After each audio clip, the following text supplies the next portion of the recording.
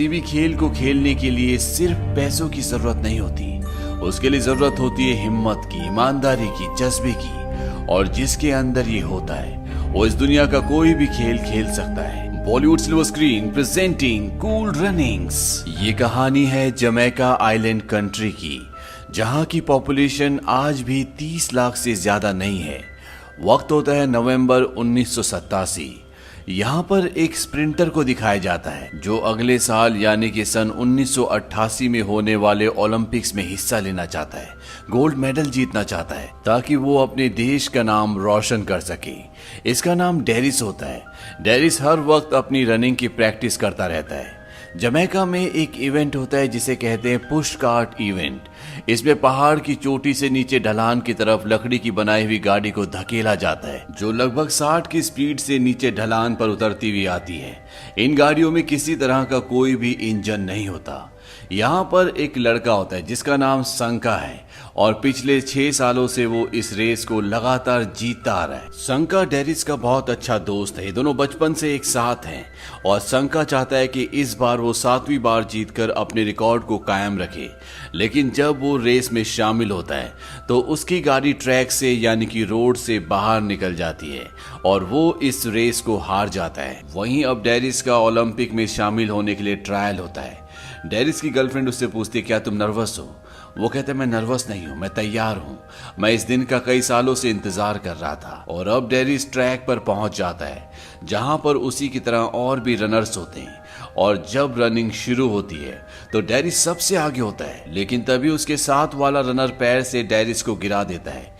डेरिस के साथ वो खुद भी गिर जाता है और एक और रनर गिरता है जिसकी बॉडी सबसे ज्यादा स्ट्रांग होती है। और ये तीनों के तीनों अब ओलंपिक से डिस्क्वालीफाई हो चुके हैं क्योंकि ये रेस हार चुके हैं। इस बात की शिकायत करने के लिए डेरिस चेयरमैन के पास जाता है और वो कहता है कि आपको रेस दोबारा से करवानी चाहिए। वो कहते हैं कि अब कुछ नहीं हो सकता, तुम्हें 4 साल इंतजार करना होगा क्योंकि 4 साल में एक बार ही ओलंपिक्स होते हैं। यहाँ पर डेरिस के डैड की फोटो भी होती है क्योंकि अपने जमाने में वो भी एक बहुत बड़े रनर थे। यहाँ पर उसके डैड की एक और फोटो होती है और उनके साथ एक आदमी होता है जिसका नाम होता है ब्लिट्जर। उसके गले में गोल्ड मेडल होता है और वो चेयरमैन से पूछता है कि ये कौन है। चेयरमैन उसे बताते हैं कि इसका नाम ब्लिट्जर है जिसने 1968 में बॉब्स्लेड गेम में गोल्ड मेडल हासिल किया था और 1972 में भी उसे गोल्ड मेडल मिला। लेकिन उस गेम में उसने चीटिंग की थी, इसीलिए उसे डिस्क्वालीफाई कर दिया गया। वो चाहता था कि तुम्हारी डैड रनिंग छोड़कर, स्प्रिंटिंग छोड़कर वो भी बॉब्स्लेड में आ जाएं क्योंकि उसके पास एक थियरी थी जिसमें स्प्रिंटर्स को वो बॉब्स्लेड गेम खिलवाना चाहता था। और अब वो यहीं रहता है, वो एक बुकी है। डेरिस कहता है, क्या ये इसी आइलैंड पर रहता है? वो कहते कि हाँ। और डेरिस उस आदमी की फोटो जो उसके पिता के साथ होती है वो वहां से लेकर चला जाता है। डेरिस को बॉब्स्लेड गेम के बारे में कुछ भी नहीं पता, लेकिन जब वो उस गेम के बारे में जानकारी इकट्ठा करता है तो उसे पता चलता है कि जो गेम जमैका में खेली जाती है जिसका नाम पुश कार्ट है, बॉब्स्लेड गेम भी वैसे ही है। लेकिन जमैका ने आज तक इस गेम में कभी भी हिस्सा नहीं लिया। उनके पास इस गेम की टीम ही नहीं है। और अब डेरिस अपने दोस्त संका जो कि पुश कार्ट का 6 बार लगातार चैंपियन रह चुका है उसे लेकर ब्लिट्जर के पास जाता है और वो उसे कहता है कि क्यों ना हम बॉब्स्लेड गेम की एक टीम बनाएं जिसमें आप हमारे कोच बनो और हम भी ओलंपिक में हिस्सा ले। लेकिन ब्लिट्जर मना कर देता है। वो कहता है कि ना तो जमैका में बर्फ है क्योंकि बॉब्स्लेड के लिए बर्फ की जरूरत होती है और ना ही हमारे पास वक्त है क्योंकि ओलंपिक शुरू होने में अब 3 महीने बाकी रह गए हैं। और वो कहता है ना मेरे अंदर वो पुराना स्पोर्ट्स पर्सन है जिसने कभी बॉब्स्लेड में गोल्ड मेडल जीता था। डेरिस उसे वो फोटो दिखाता है जिसमें वो और उसके पिता साथ होते हैं। वो कहता है कि 20 साल पहले आप जमैका आए थे ताकि आप यहाँ पर टीम बना सको। मेरे पिता को आप उस टीम में रखना चाहते थे। ब्लिट्जर कहता है कि वो एक बहुत अच्छे रनर थे, वो मात्र 10 सेकंड्स में 100 मीटर भाग सकते थे। डेरिस कहता है मैं 9.9 सेकंड्स में भाग सकता हूँ। उस वक्त आपको कोई मौका नहीं मिला, लेकिन अब आपके सामने एक मौका है, मैं आपका मौका हूँ। हमें बॉब्स्लेड गेम की टीम बनानी चाहिए। ब्लिट्जर इस बात के लिए मान जाता है और वो सभी एथलीट्स के पास जाता है। वो सबको बॉब्स्लेड गेम का वीडियो दिखाता है क्योंकि इनमें से किसी ने भी पहले बॉब्स्लेड को नहीं देखा। ब्लिट्जर बताता है कि ये बहुत ही खतरनाक गेम है। अगर इस गेम में आप गिरोगे तो आपकी कभी भी हड्डी नहीं टूटेगी बल्कि वो चूर चूर हो जाएगी। इसमें जान का भी रिस्क है। और जब वो एथलीट की तरफ घूमकर पूछता है कि इसमें कौन कौन शामिल होना चाहता है तो वहां पर कोई भी नहीं होता, सब के सब जा चुके होते हैं। यहाँ पर सिर्फ डेरिस और संका बचे होते हैं। लेकिन तभी यहाँ पर दो और रनर्स आते हैं और ये दोनों रनर्स वही होते हैं जो डेरिस के साथ क्वालिफाई करते हुए गिर गए थे। और इन दोनों में से एक रनर वो भी होता है जिसने जानबूझकर डेरिस को गिराया था और वो खुद भी गिर गया था, लेकिन अब वो भी इस गेम में शामिल होना चाहता है। बॉब्सलेड गेम के लिए 4 लोगों की जरूरत होती है और इनके पास 4 लोग हैं, यानी कि इनकी बॉब्सलेड की टीम बन चुकी है। लेकिन सबसे बड़ी प्रॉब्लम यह है कि जमैका में बर्फ नहीं है और ना ही बॉब्सलेड के लिए इनके पास ट्रैक है। बॉब्सलेड की जो गाड़ी होती है उसमें टायर्स नहीं होते क्योंकि वो बर्फ के ऊपर फिसलती है, लेकिन इन्हें यहाँ पर टायर वाला बॉब्सलेड यूज करना पड़ेगा ताकि ये प्रैक्टिस कर सके, रूल्स सीख सके। और ब्लिट्जर इन चारों के लिए गाड़ी अरेंज करता है। ये एक तरह का टायर वाला बॉब्सलेड होता है, ना तो इसका कोई अलाइनमेंट है और ना ही इसका कोई बैलेंस। और इन चारों को अब इसी टायर वाले बॉब्सलेड पर प्रैक्टिस करनी होगी, जिसमें इनकी जान को खतरा भी हो सकता है क्योंकि ना तो इनके पास कोई सेफ्टी गार्ड्स हैं और ना ही एक सही ट्रैक। लेकिन फिर भी ये चारों इस पर प्रैक्टिस करते हैं। ये कई बार गिरते हैं। ब्लिट्जर इन्हें सारे रूल सिखाता है। वो डेरिस को फ्रंट सीट पर बिठाता है ताकि वो व्हील को यानी कि गाड़ी को कंट्रोल कर सके।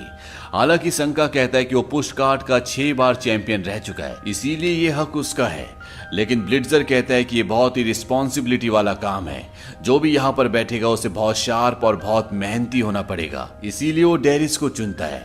और अब ये प्रैक्टिस करना शुरू करते हैं। शुरू में इन्हें बिल्कुल भी गाड़ी चलानी नहीं आती, जिसमें ये कई बार गिर भी जाते हैं, पर ब्लिट्जर इन्हें अलग अलग तरह से प्रैक्टिस करवाता है। और कई हफ्तों की मेहनत के बाद, कई हफ्तों की प्रैक्टिस के बाद ये बहुत हद तक इस गेम के लिए तैयार हो जाते हैं। और अब ब्लिट्जर स्पोर्ट्स कमेटी के चेयरमैन के पास जाता है क्योंकि इन्हें फंडिंग की जरूरत है।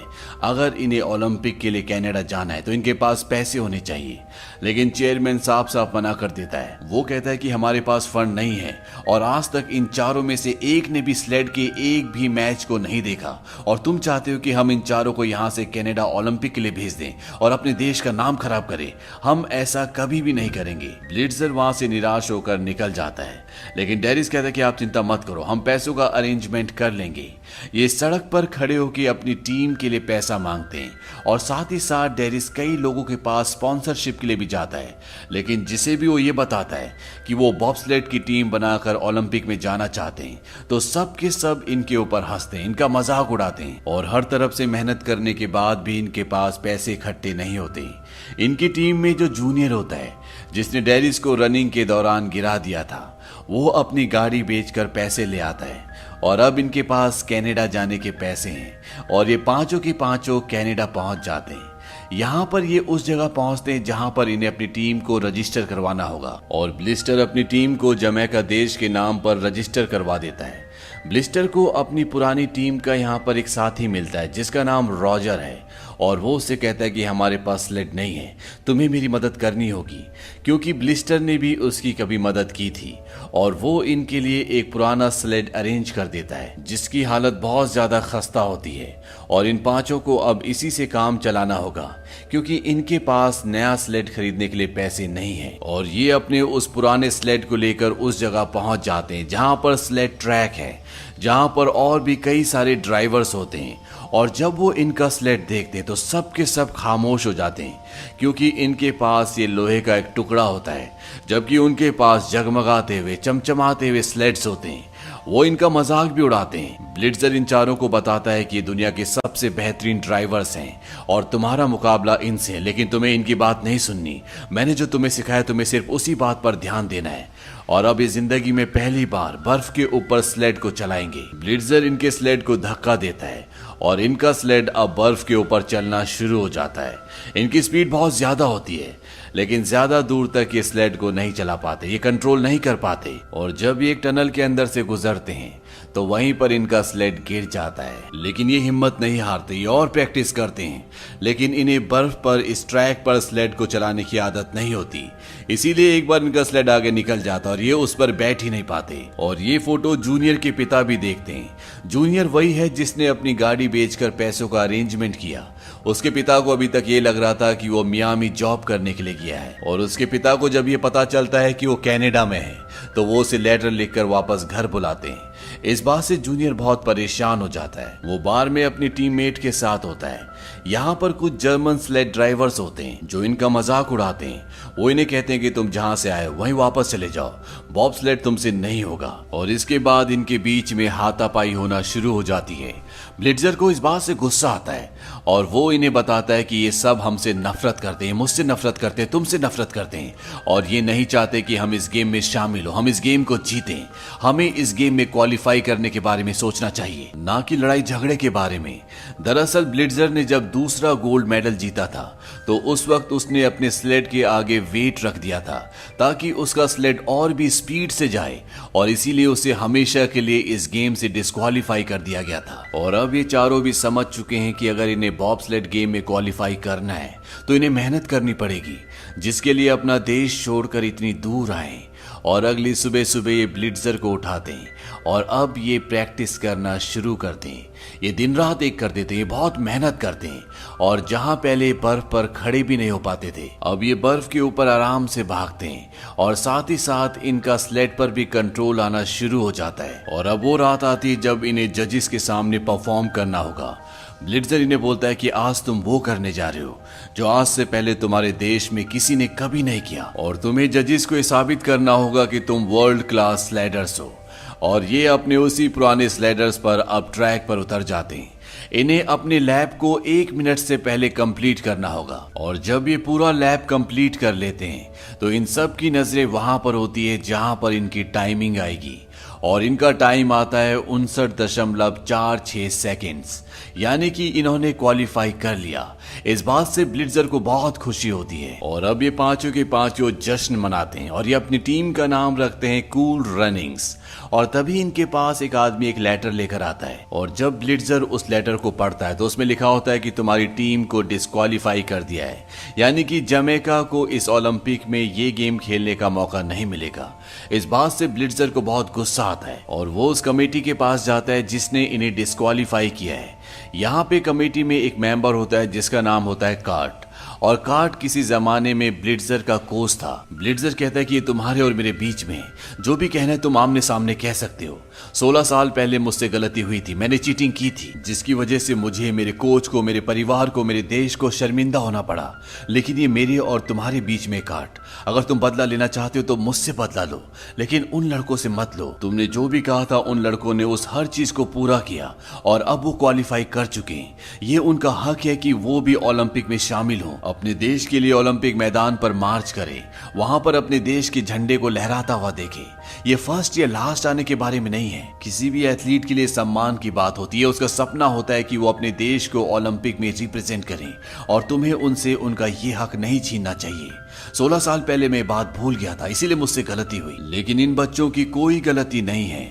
और ये कहकर वो वहां से चला जाता है और जब ये पांचों के पांचों अपने कमरे में होते हैं तभी इन्हें एक फोन आता है और इन्हें बताया जाता है कि इन्होंने ओलंपिक्स में बॉबस्लाइड गेम में क्वालिफाई कर लिया है।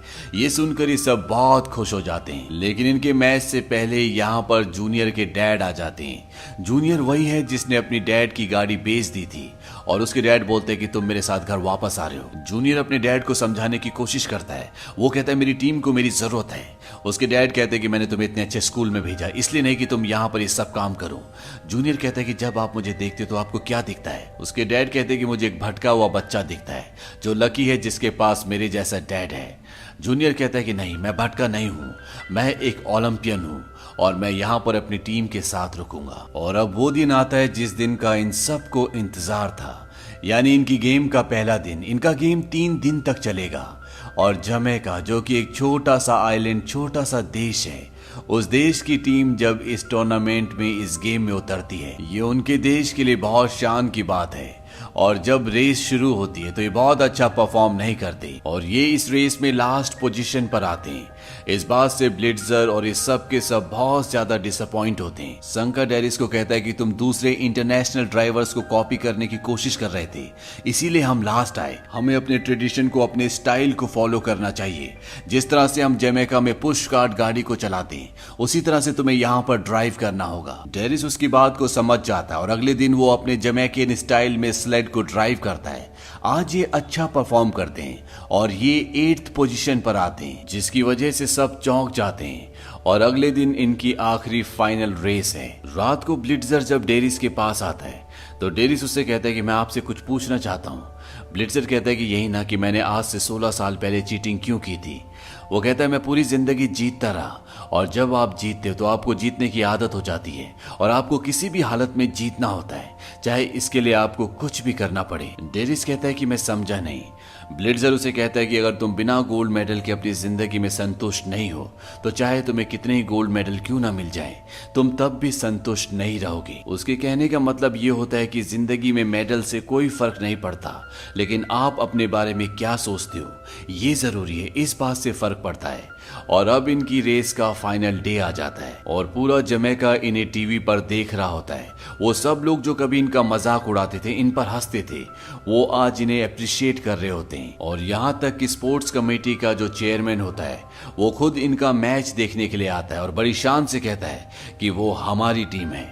अब इनकी रेस शुरू होती है और ये चारों के चारों बहुत अच्छा परफॉर्म करते हैं। इनका स्लेड बहुत स्पीड से जा रहा होता है और तभी इनके स्लेड का ब्लेड निकल जाता है क्योंकि इनका स्लेड बहुत पुराना होता है और फिनिशिंग लाइन से कुछ देर पहले ही इनका स्लेड बहुत बुरी तरह से पलट जाता है।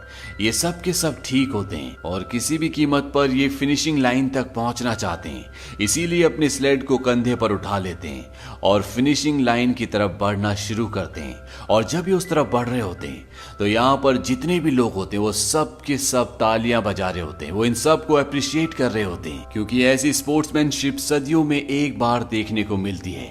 ब्लिट्जर इन सब को अपने गले से लगा लेता है। यहाँ पर एक फोटोग्राफर इनकी फोटो खींचता है और उसी फोटो को जमैका के स्पोर्ट्स कमेटी का चेयरमैन, जिसने इन्हें फंडिंग करने से मना कर दिया था, वो अपने ऑफिस में लगाता है। यहाँ पर उन्हीं लोगों की फोटो लगती है जिन्होंने जमैका की स्पोर्ट्स हिस्ट्री में कुछ योगदान दिया है। और अंत में हमें बताया जाता है कि ये पांचों के पांचों जब वापस अपने देश, अपने आइलैंड आए तो इन सब का हीरोज की तरह स्वागत किया गया। और 4 साल बाद जब ये दोबारा ओलंपिक खेलने के लिए गए तो वहां भी इन्हें बराबरी का दर्जा, पूरा मान सम्मान मिला जो इन्हें इस बार नहीं मिला था। और इसी के साथ ये कहानी खत्म हो जाती है। ये कहानी हमें सिखाती है कि जिंदगी में कामयाबी के लिए जज्बे की, मेहनत की जरूरत होती है, अपने ऊपर विश्वास करने की जरूरत होती है। हालांकि इन लोगों को गोल्ड मेडल नहीं मिला, लेकिन फिर भी इन्हें वो सम्मान मिला जो शायद गोल्ड मेडल लाने के बाद भी लोगों को नहीं मिलता। तो ये एक रियल इवेंट था जिस पर फिल्म बनी कूल रनिंग्स। ये फिल्म सन 1993 में रिलीज हुई थी। IMDb पर इसकी रेटिंग है 7। इस फिल्म का बजट था $17 मिलियन और बॉक्स ऑफिस पर इसने कमाई की थी $155 मिलियन की। उम्मीद करते हैं कि ये कहानी आपको पसंद आई होगी।